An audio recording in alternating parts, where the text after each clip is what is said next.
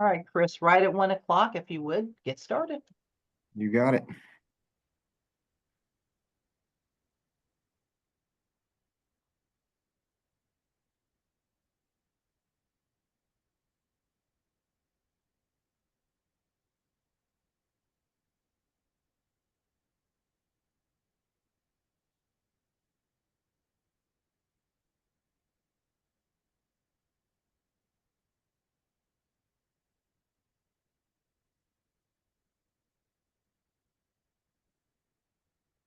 All right. Welcome. Welcome, everyone. Welcome to the North Carolina Council on Developmental Disabilities Self-Advocate Discussion Series. I am Chris Hendricks, the Policy Education Coordinator for the Council. On behalf of the Council, welcome, and thank you for being here. This discussion series is a place for North Carolina's self-advocates to gather and engage with each other to talk about things that affect our lives as people experiencing life with IDD and other disabilities. We want this time together used to get to know each other and to get to know the Council, where I and other individuals with IDD are leaders, colleagues, and valued for our input because we are who we are. Take a moment to look at this housekeeping slide on our PowerPoint. To manage community and eliminate distractions, use the direct chat feature for side conversations, please. Go to the participant list and select the person you want to chat with. Please don't put lengthy resource information in the chat for everyone. We'll send a post-session email with all of the day's resources. And if resource information is longer than an email address or website address, send via chat to myself or my colleague, Melissa Schwartz. And now on to the intro to topic. Today's topic is one that's often overlooked but always relevant: adulting for people with IDD. Society often assumes people with disabilities can't or shouldn't live independently, date, work, or enjoy personal freedom. Those assumptions are not only wrong, but also limit us as a community and a culture.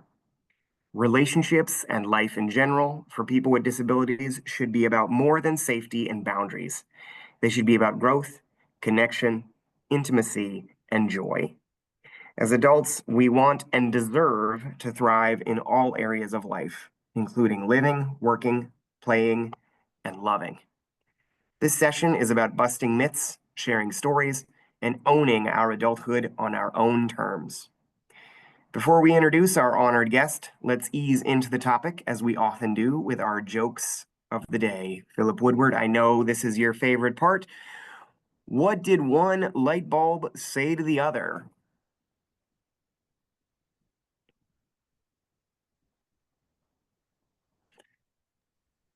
Yvonne, just to repeat, what did one light bulb say to the other was the joke. The answer is, you light up my life. Yeah, that's cute. Thanks. I didn't know. I thought I had missed the joke, so I'm sorry I had posted already. No, that's okay. That's all right. I love the jokes. You usually have two, right? Oh yes, we've got another one coming. Awesome. I know Philip loves it too. Yes. And for Pam, it's what did one light bulb say to the other is the first one. You light up my life is the answer. The next joke, what did Gaston win at the end of Beauty and the Beast? This is Philip Woodward. The answer is a trip to Charlotte. I don't know. That's a good guess, Philip, but the answer is the Nobel Prize. Get it? I'm sorry, y'all. That is my favorite joke of all the jokes that we've done. The Nobel Prize for any Disney fans out there. Okay. Won't take up any more of our time. Now that we've laughed a bit, today's conversation will be co-facilitated by two of my favorite people. They used to be here with us in North Carolina, and now I can't make them go out to dinner with me and pay for my meal. Barton and Megan Cutter. Barton and Megan are nationally recognized speakers and consultants on relationship empowerment, disability identity, and inclusive living. As an interabled couple, they've dedicated their lives to redefining what love and adulthood looks like through advocacy and lived experience. Together, they co-authored Ink in the Wheels, Stories to Make Love Roll, a raw and hopeful memoir about their life together. Their message is simple but powerful. Everyone deserves connection, autonomy, and a life with purpose. Next, let me introduce our guest panelists. We have three wonderful self-advocates here with us today. I'm going to ask that you hold applause until all of our panelists are introduced. First, I'd like to introduce Sharif Elgindi. Sharif is a proud Muslim wheelchair user and aspiring disability law lawyer and advocate. He was born and raised in Wisconsin and currently lives in Durham, North Carolina.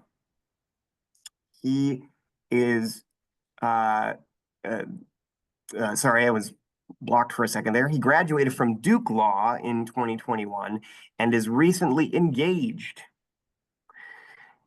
Next, we have Pamela Kelly McAfee.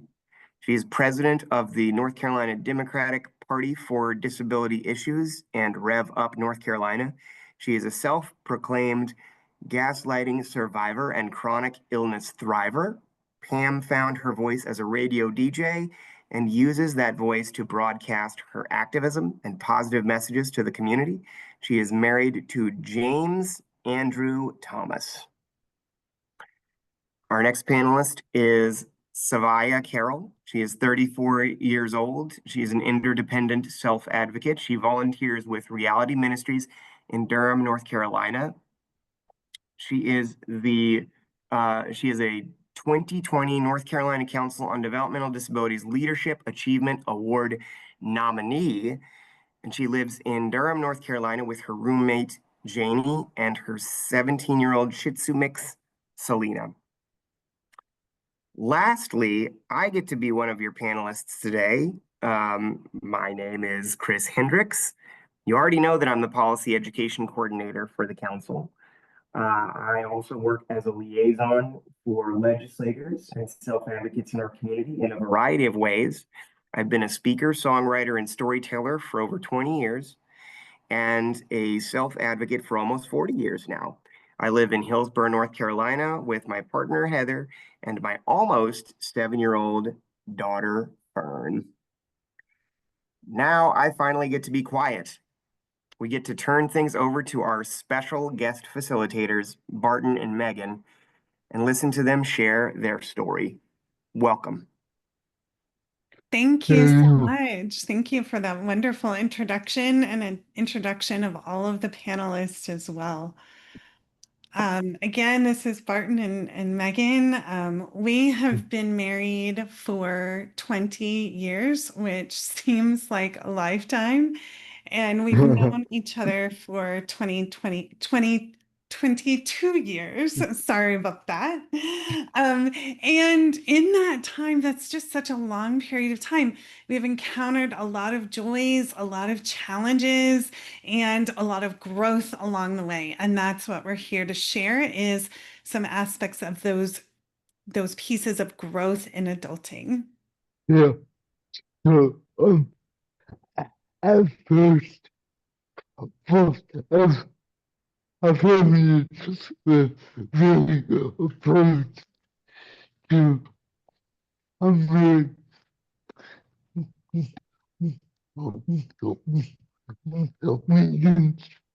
family because of the policies implications around marrying God with disability and my family because we were afraid of my life of benefit. Yeah, that's right. Our parents really did have a hard time with us getting married and their perceptions around disability and marriage, each of them having their own set of concerns. Again, my parents didn't really approve of my marrying someone in a wheelchair. And for Barton, there were a lot of those logistics around support and resources. Yeah. And we really were young and passionate and a bit naive, which really got us a long way because we were able to overcome a lot of those barriers when people said we couldn't do things. We went and did them anyway, especially Barton in terms of employment and the work around disabilities. That ability to overcome and achieve was part of what we determined was our service. Yeah. And and then like happens, it's just disappear and you don't always work out like your free vision. Um and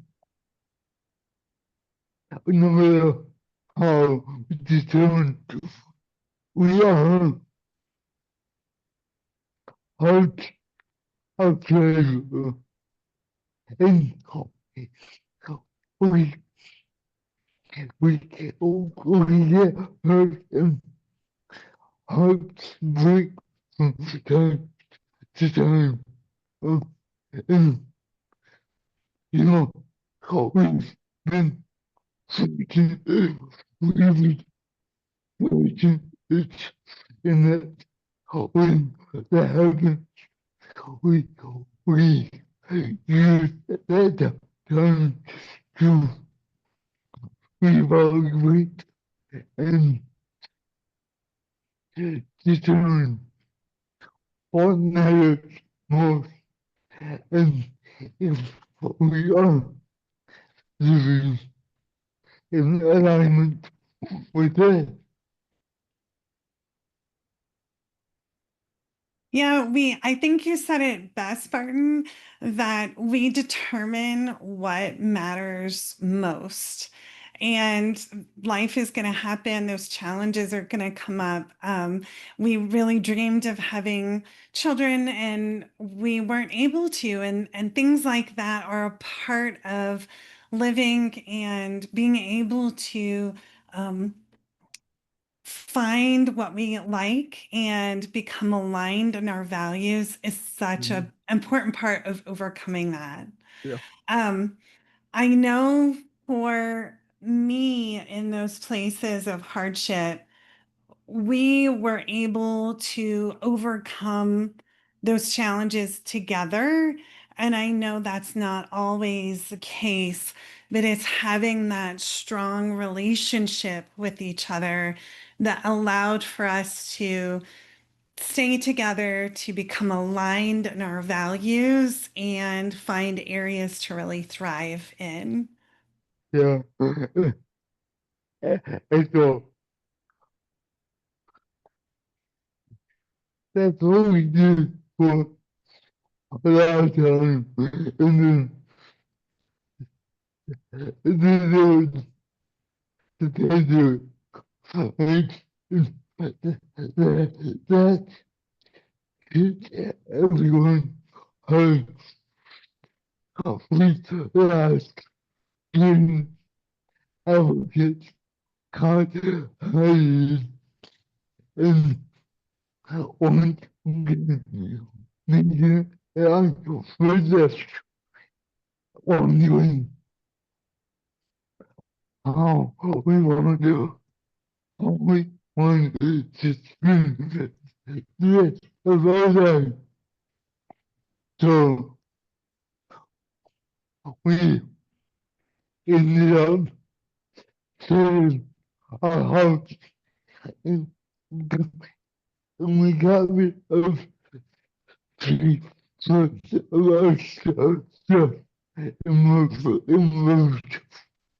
to Colorado where we live at the foot of Rocky and we have so much adventure. That we found a passion that we haven't felt in years. Yeah, and just to add to that, I think the pandemic, as you were saying, was such a hard period in time. It really changed all of our lives, and being able to think about how we wanted to spend our time together was such an integral part of redesigning what we wanted in our lives. I will just add to that for me, it was a transformation of time. And I just want to share with everyone here to think about what you like and want in your life and what you don't want in your life and need to create a boundary around. What are the values that are most important that can be guideposts along the way? And what resources and support we all need to get there, because we didn't get to move to Colorado just on our own. It took a whole lot of other people supporting us along the way. Yep. So I know it's great to be able to share our experience and aspects of our lives with you. And it's not just about us. So we want to dive into the panelist aspect of our time together now. So, you introduce yourself. So Savaya, can you introduce yourself and maybe give a sentence or so about making social connections?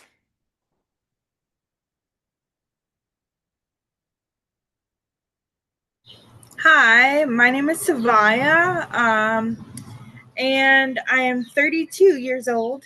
And sometimes making social connections can be hard, but I'm an open book, so I don't mind sharing my life or my story with anyone. And I'm just happy to be here.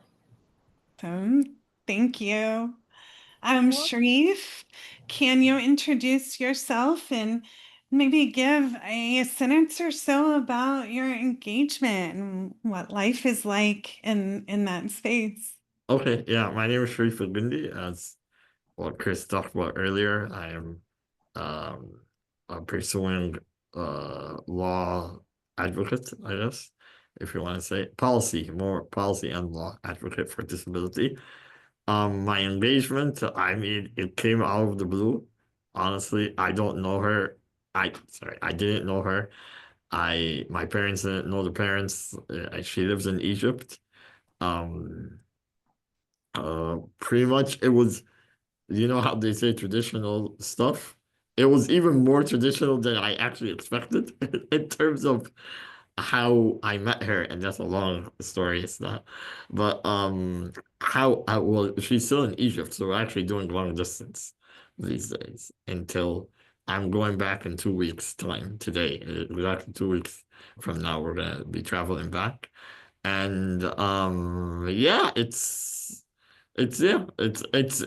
in many ways the most unexpected thing that's happened to me in a while. So that's good in a positive way. So that's good.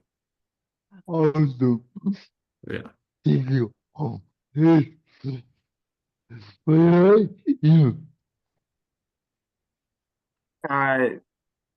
Man, I'm you already I've talked too much already. This is Chris Hendricks. Uh I was a speaker, singer, songwriter. You already know that. How I transitioned to the role of the council was basically getting caught doing what I loved. I was asked to do a keynote speech and a performance for a separate organization. And our current executive director happened to sort of catch me in the act. And he asked me for coffee. This is a funny story, which I will not long-wind you. But he asked me if I had time to be a part of the organization. And initially, I actually said no. I said I was too busy, and executive director said, please.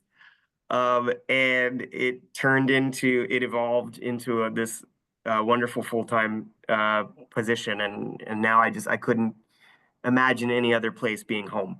So thanks for having me. Thank you. And Pamela, if you can introduce yourself as well, and what's stayed true for you throughout different life transitions. Hi, I'm Pamela. I go by Pamela Kelly when I used to do radio, and Pamela McAfee. The thing that I've learned in my lifetime that stayed with me is it's like multi-layered. You miss 100% of the shots you don't take. Don't be afraid to take chances. Regret is worse than the fear, honestly. And don't let other people define you. You define who you are. And you also, on the other side, don't be afraid to tell people your limitations. Yeah, thank you. So, my first question is for you. I, I, I know that disability bias is everywhere, and there isn't much of that for those biases. So, so so I'm wondering, what are some of the biases and assumptions that you've encountered, and how you would navigate them? And I'll just add, Pamela, what are some biases and assumptions that you've experienced related to having a disability in different settings? So I'm great here in Zoom, and I could sound wonderful, being on the radio. I had a #1 show, and being on Zoom, I thrive. But when you meet me out in the wild, I call myself the Meryl Streep of masking. I can mask as long as I'm behind a podium, as long as I'm behind a computer. But if you were to meet me, like, and we're just having like lot of weather we're having today, isn't it? And then people think that I'm stuck up or aloof, but I'm actually just really good at masking as long as I have something like this going on. And then I have a very difficult time with people one-on-one, because masking. So yeah, go ahead. I'm sorry. This is Chris. Pam, Hunter Dempsey, my colleague, has her hand up. Just wanted to make sure she got her question in. Go ahead. Yeah, so I'm happy to toss this to Barton or Megan or back to you, Pamela. But I'm wondering if you could help some of us who are not familiar with that term to understand what is meant when someone says that they're masking. Thank you. A mask is the term usually used, in my opinion, or with my experience with people who are neurodivergent. We have a difficult time in social situations, and the expectations that other people have about how we interact socially. And like I said, if you had to interact socially with me, just hanging out, I would be like right now, stumbling over my words, not being able to find it. But if I'm on with my mask is having the Zoom, and I feel like I'm like, the best DJ in the world or like the best Zoom host, but it can be for a lot of people, masking can be draining, but I find it easier here. So I have a hard time dealing with people or talking to people one-on-one. That drains me a lot. But if I have a camera in front of me or a microphone in front of me, I can go on. Just don't talk to me personally. Just don't talk to me personally. And Yeah, that's thank you for that's that, Pamela. This is Pam. Do you think it might also mean acting in ways that we think people expect us to act? Oh yeah. Oh yeah. Yeah. And that's what Thank I you. was, I'm sorry. I was one more thought with that. That's what I was saying, like the expectations of who I am here when I'm in my element, and then that I'm going to be the same person, the expectations that I'll be the same person when you meet me one-on-one. So thank you. Yeah. That was really intuitive. Thank you, Pam. Yeah. I might just to add that everyone must system is another. Um, um, even if, even if you're part of the dominant culture, we all have stuff that we hide to fit in. So, Yeah, I absolutely think that masking can mean different things to different people. And in some aspects, it may be hiding a piece of who I am, just like Barton said, um, because, we want to be included. And there may be some embarrassment around that. Um, it's interesting. We've talked a little bit about the different aspects of masking, and just to give a breath, um, I have a hidden disability or a medical disability that I don't talk about a lot. And I don't necessarily, because it's not seen, it's easier to mask how that may impact aspects of my life. And while we're out and about together, there can be biases around using a mobility device, such as Barton has to use as well. So we may mask. Kind of, Barton, sometimes I've seen you mask in a different way because that mobility device is seen. Great question, great topic. Um, to move on a little bit, Sharif, we wanted to hear from you. I'm so sorry. Savaya, so we're gonna just kind of change over to Savaya.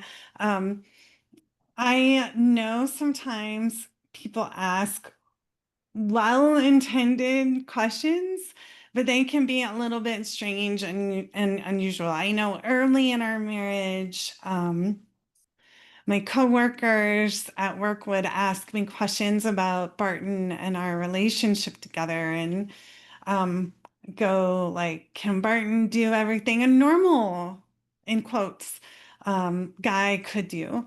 So Savaya, can you speak to, you know, how has disability come up in relation to conversations with new acquaintances or new people that you're meeting? It's sometimes very interesting as like meeting someone new and they're very curious on like how I live my life um, physically, and they're always like it always comes up as the like the intimacy question, or how long have you been in a wheelchair, or can you feel certain parts of your body? And sometimes that can be tricky to answer, but how I respond is it's good that you ask that question instead of assuming that you know the answer, um, because I have a lot of friends and people that I've met. I'm like, sorry if this is a stupid question. And I always express to them, it's never a stupid question. And I'd rather you ask the question than assume. And then you end up getting it wrong. But I don't want to make them feel like that they are not allowed to ask these questions if they're curious. And it's very important to make a person feel comfortable if they don't understand something.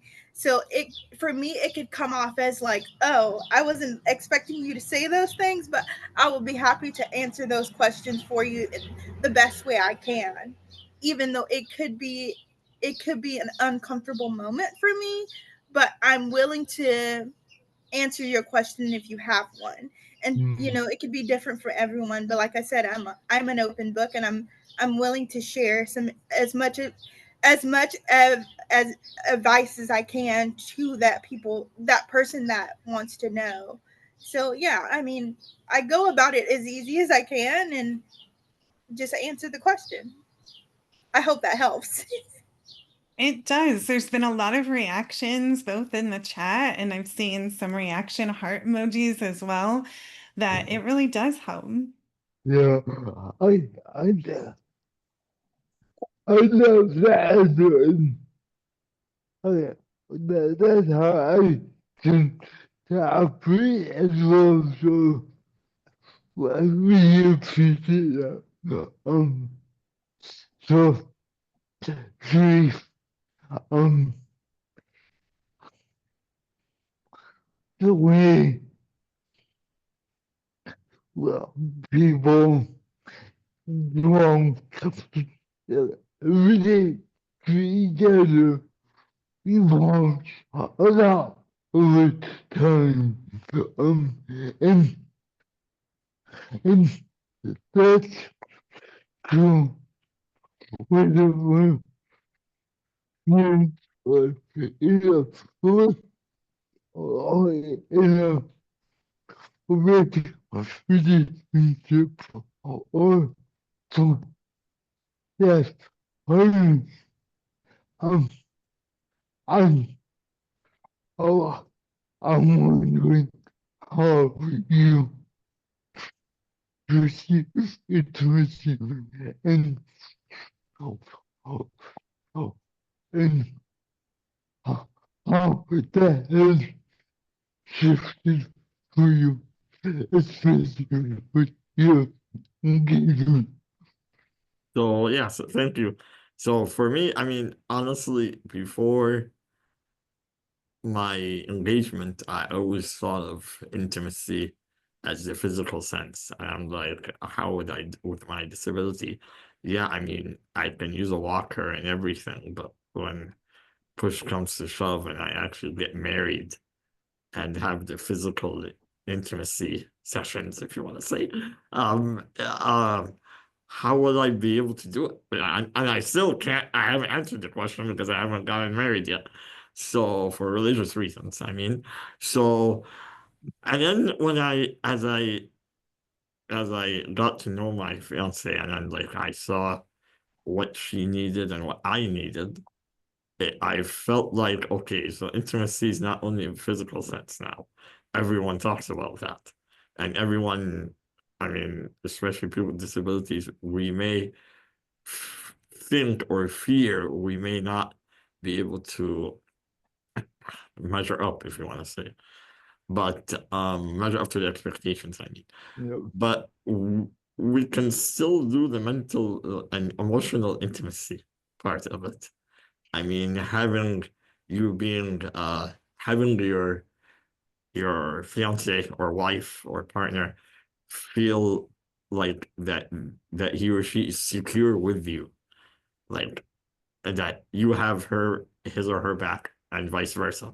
I think that's even if it's simple of like checking up on him or her, or like saying I love you or I care about you or what have you, like making them feel secure and making them also not only secure but yeah, helping them and vice versa, them helping you become the better versions of yourselves.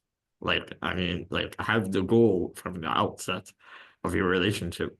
If we want this to continue, like we need to make better versions of ourselves and like and be open to how can I say it? Not criticism, well, yes, positive criticism, as in and not be like oh, don't be so sensitive about when someone tells you, oh, you need to improve on this. Acknowledge it and try your best. And that's, I think, part of intimacy, communication, and like, so it's not only, we always think of it in the physical sense, whether it's from holding hands or having a relationship in sexual relationships. Like, but it's not only that. It's like, it's actually, in fact, I think the mental and emotional may be even more important than the physical. Maybe. Yeah, yeah, So, yeah, I agree with that.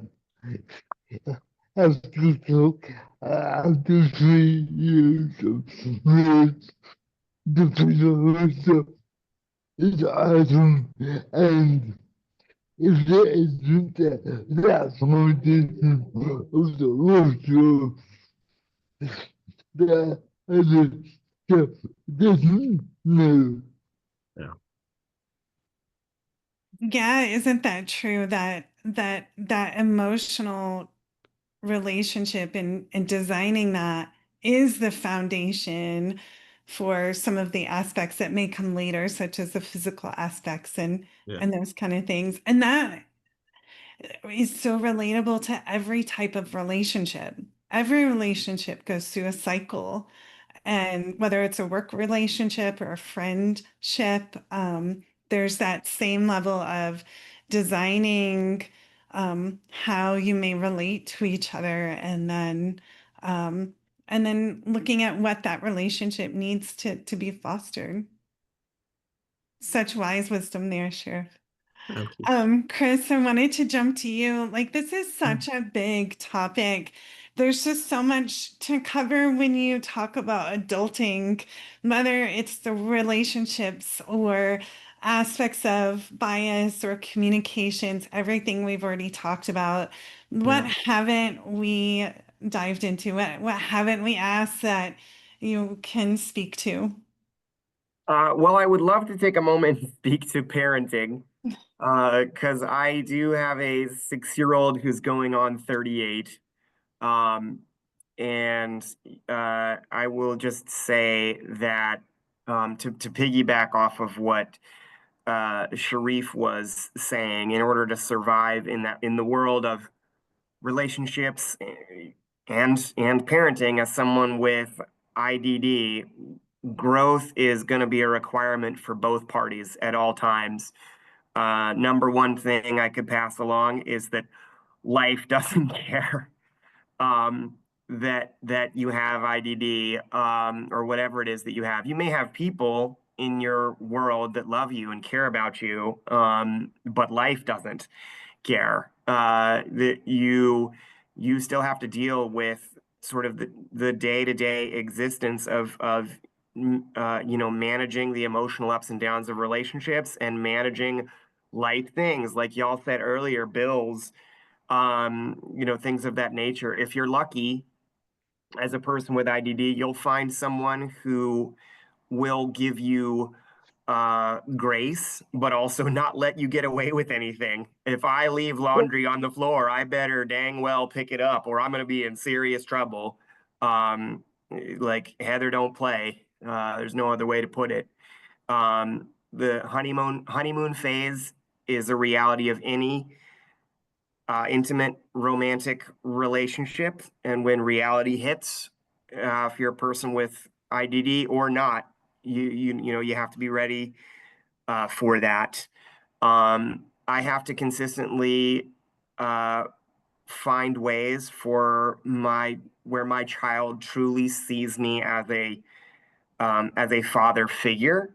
As someone with IDD, I often get concerns around her not necessarily seeing me as a parent, but sometimes seeing me as an equal, because I know that she sees my partner helping me with a variety of life tasks, and so I have to do some extra things to make sure that she does sort of see me as an authority figure, not in a harsh way, but you really got to stand your ground.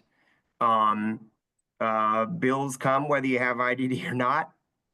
And then in terms of like, I think it's really important to, lastly, just to really lean into your passions. And when I met Megan and Barton, it's something that we shared with one another, is the importance of really leaning into your passions as someone with an IDD or interabled couple, because with your passions come your voice, or like the amplification of your voice. It just so happens that mine is music and speaking and performance. It doesn't necessarily have to be yours, but in my experience, embracing those passions has always led to those short-term and long-term goals that we hold in our hearts, and especially with someone with a disability, leaning into those passions for the sake of those goals, regardless of what happens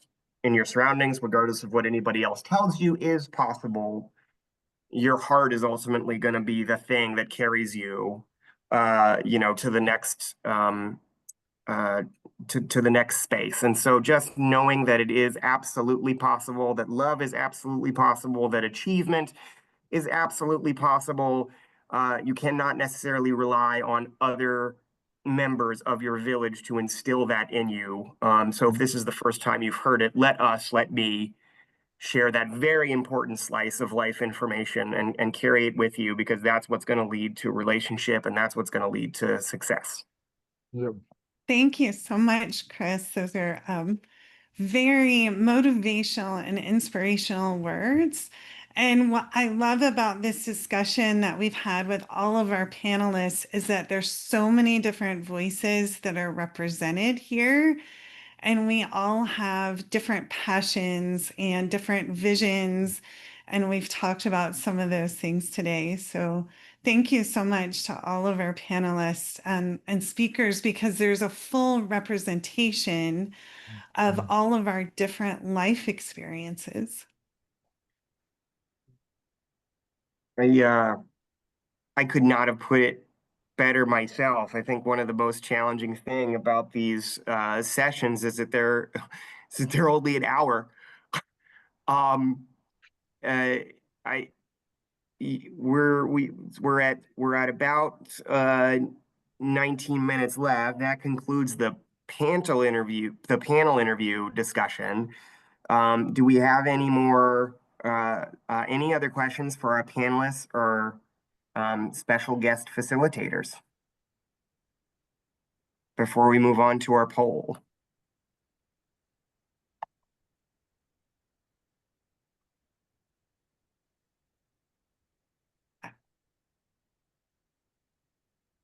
And if not, it's okay, because I'm going to make our guest attendees speak just after our poll. So prepare yourselves. I just wanted to say that it's just amazing to be part of this panel. This is a very good one, and I hope a lot of people are getting a lot out of this. I know I am.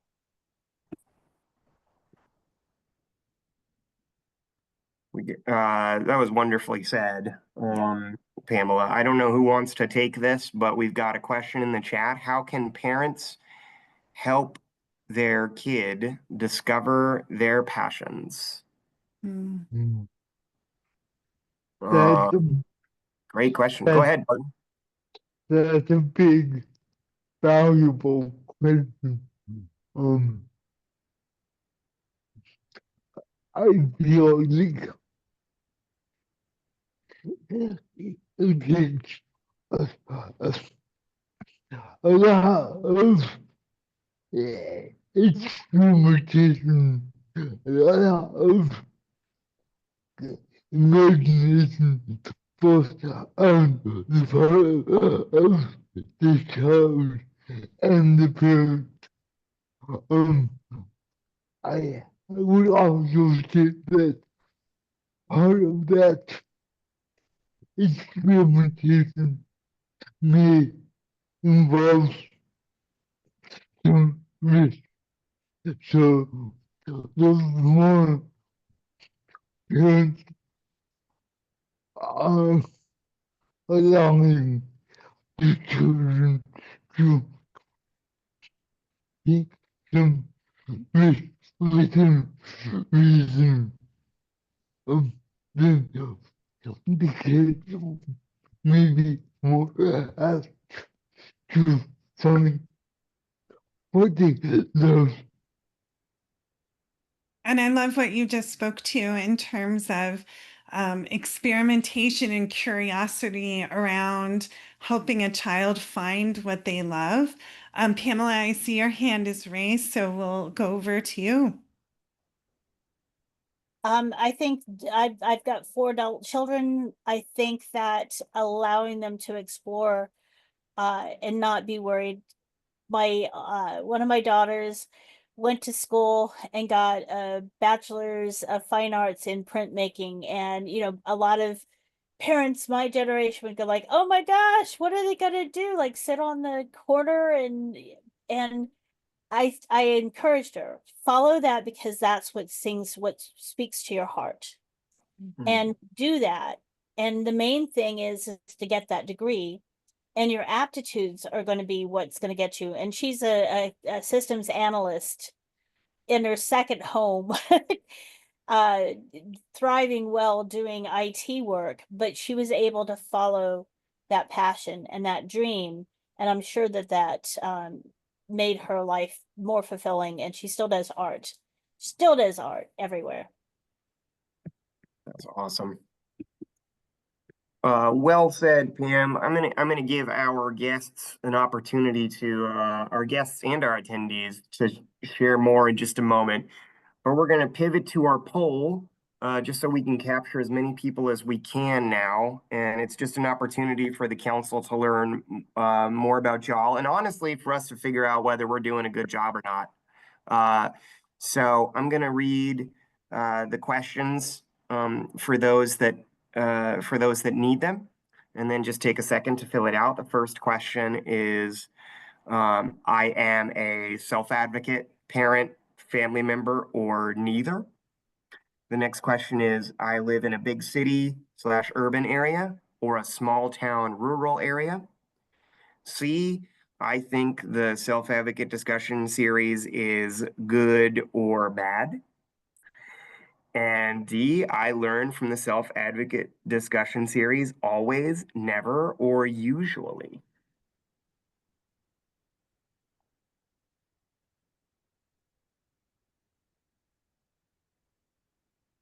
And then Melissa, if you could help me keep track, just let me know when we got all of our answers.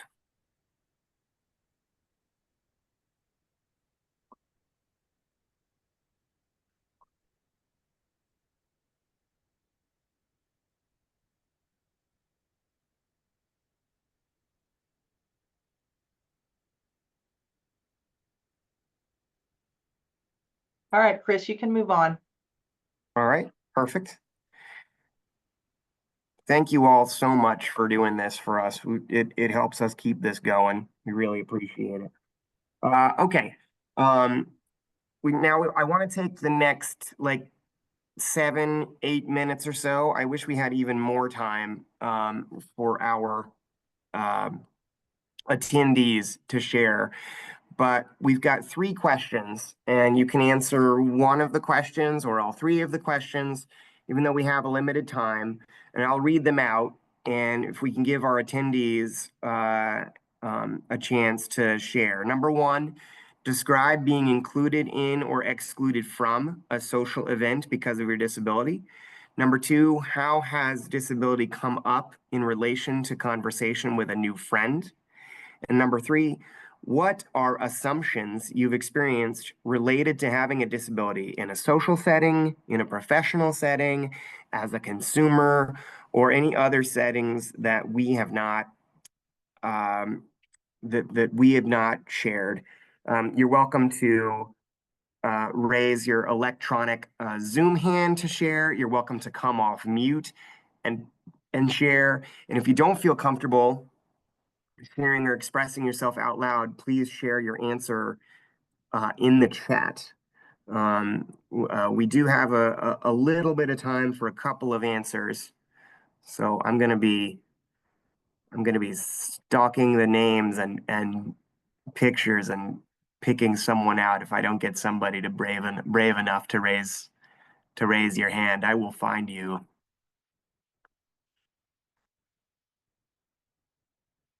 Oh, and also just an additional slice of info. We will share contact information with the permission of the panelists and our guest facilitators, of course, as part of the resource email that I send out after every self-advocate discussion series. So no worries, we'll share that out with their permission.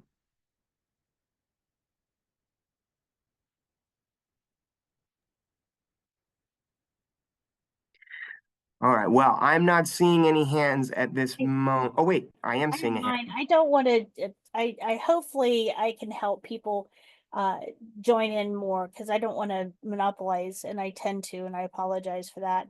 But as a person who uses mobility devices, there's times that I'll go out places with my husband, even doctor's appointments or whoever's with me, and it's like I'm invisible. They'll talk. Can she do this? Did she do that? Is she capable of this and that?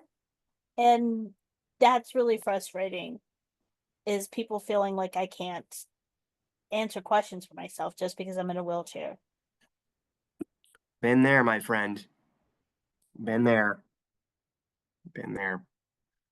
I would say I've had my favorite experience to share. Well, not my favorite, infamously favorite, is when the people that I'm out with, even people that I've known for a long time, think that my wife is my nurse or my sister or my mom. I'll just be totally frank. I really, my dream is to throw all of those people out the window or into the ocean and hope that they can't swim. That's what happens in my mind right there. It is so, so frustrating, but you just have to handle those moments with grace.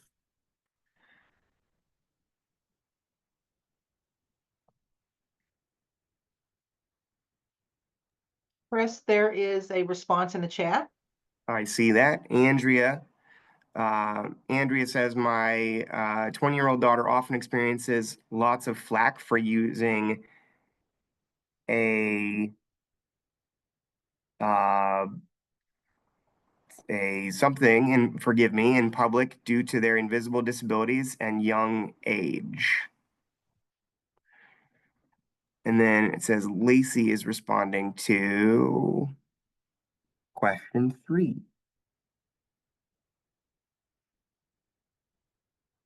What are assumptions you've experienced related to having a disability?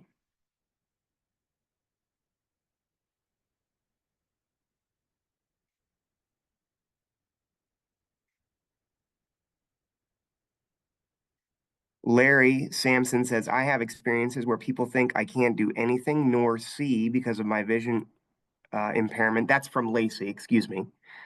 And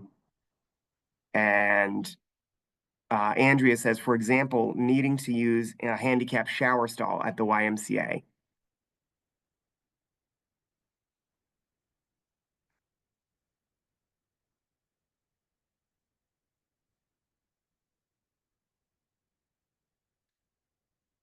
Any other shares? We got maybe time for one more answered question. I see a raised hand, but I can't see whose hand it is. It's me. Sharif, go ahead. Yes, sir. So, I mean, I too have experienced the sorry, I'm gonna lower my hand. Yes, I too have experienced the being talked about to someone else and not being given a menu and stuff in restaurants. But I'm gonna put a positive twist to this. I've actually had my wheelchair got me into made me, I guess, become popular in college in the sense that, for example, if Chris, you've probably heard his stories a lot, where when I was in college, so I used to give people rides on the back of the chair. my colleagues, my classmates, sorry. So even to the point that if they're late for class, they're like, Sharif, I'm late for class. I'm like, okay, let's go. And then they would stand on the back and I would take them to class. And all people were saying, you guys, I'm sorry. They would tell me you should charge us for this. I'm like, I only deal in my currencies and prayers. So just pray for me. That's it. I got you. And that's yeah. Well, anyway, so there is positives in having these stuff. A lot of positives, I honestly. But yes. Anyways, To your point, Sharif, that's something I want to just remind everyone real quick. There is so much value to your perception and your diagnosis and your condition, or whatever word you want to use, for all of the challenges and the mountains that we climb. Find the advantages that you're given as a result of these perspectives, because nobody else has them but you. And that serves you well in the adulting space. I believe personally, as an example, I don't know if I would have this job if I didn't, one, stand out from the crowd as a result of having IDD. And I certainly wouldn't feel that I belonged as much as I do in this current space if I did not have IDD on this staff. So some spaces may not include you as often, but other spaces are designed, are built for you. Just a gentle reminder.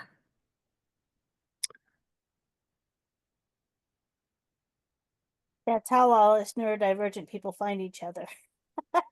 Indeed. Next, we'll head over to our resources. This is just an opportunity for you to explore some of the ideas that we talked about today a little bit further. Elevatus training. We've worked with Elevatus in the past, the North Carolina Council. They're a national leader in the field of sexuality and intellectual and developmental disabilities and autism, offering evidence-informed and trauma-informed products to help professionals, educators, self-advocates, and parents skillfully and confidently navigate the topic of sexuality. And if you want to become an Elevatus trainer and teacher, they offer that opportunity as well. Definitely check out our highlights and hot topics newsletter, where I think Savaya has been showcased recently or in the past, along with many others. And also you can just sort of keep up what's going on in the IDD community and policy. And then some books. Definitely check out Ink in the Wheel, Stories to Make Love Roll, by our amazing co-facilitators, guest facilitators, Megan and Barton today. Check out Belong, Find Your People, Create Community, and Live a More Connected Life, by Radha Agrawal. I hope I'm pronouncing that correctly. Forgive me if I'm not. Yeah. Thank you. Thanks, Barton. And then biography. Oh yes, this is actually one of my favorites. I'm Not Disabled, I'm Just a Little Inconvenienced, by Karen Moy Stallings and Ellen Russell. Definitely check that out. Events and opportunities, as always, we've got SARTAC, that stands for Self-Advocate Resource and Technical Assistance Center. There's the link there. And then our next self-advocate discussion series is June 18th. It is Advocacy and Art, where we're going to have Eileen Bagnell, who is the executive director of Arts Access, and we're going to have Kevin Iannucci, who is the star of the movie with Woody Harrelson recently called Champions. So that one's going to be really cool. He's going to talk about how to use art to advocate. With 2 minutes remaining, I just want to say thank you to our amazing guest facilitators, Barton and Megan. I'm biased, and a couple others are on this call, but we love you so much. I'm so grateful to our interpreters, to our ASL interpreters, to our our captioner. I'm so thankful to our panelists. Thank you, Pamela. Thank you, Sharif. Thank you, Savaya. Thank you, some weird guy named Chris. And then just thank you so much to our attendees. This is, I really hope that some of our attendees who couldn't be here today come back and check out this recording, because this is our most requested topic from self-advocates that I have one-on-one conversations with and email conversations with. And I want to say an additional special thank you to our facilitators and speakers for being so open and honest and authentic, and letting us know that safety is important, but not necessarily making safety the flagship of this conversation, and just allowing for so much maturity. We're so thankful for all of you. Thank you to the staff who make this magic happen behind the scenes. And I'm gonna be quiet now and let you all go, even though I wish we could stay here forever. Thank you so much.